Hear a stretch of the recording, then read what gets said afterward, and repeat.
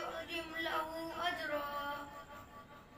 أسكنوهن من حيث سكنتم من وجدكم ولا تضاروهن لتضيقوا عليهن وإن كن أولات حمل فأنفقوا عليهن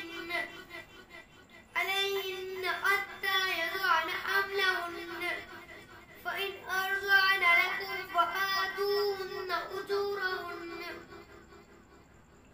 وأتمروا بينكم بمعروف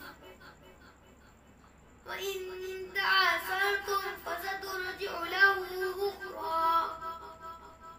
لينفق ذو سعة من سعته ومن قدر عليه رزقه فلينفق مما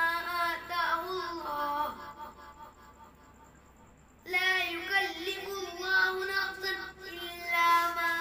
آتاها سيجعل الله بعد عسر يسرا وكأي من قرية عتت عن أمر ربها ورسله فحاسبناها حسابا شديدا وعذبناها عذابا نكرا فذاقت وبال أمرها وكان عاقبة أمرها خسرا أعد الله لهم عذابا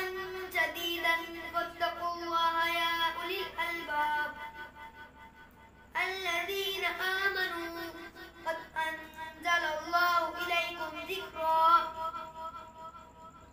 رسولا يتلو عليكم آيات الله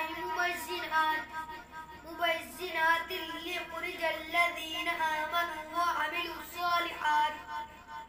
وعملوا الصالحات من الظلمات إلى النور ومن يؤمن بالله ويعمل صالحا يدخله جنات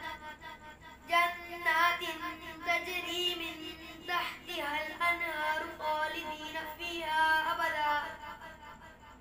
قد أحسن الله له رزقا الله الذي خلق 7 سماوات ومن الأرض مثلهن يتنزل الأمر بينهن لتعلموا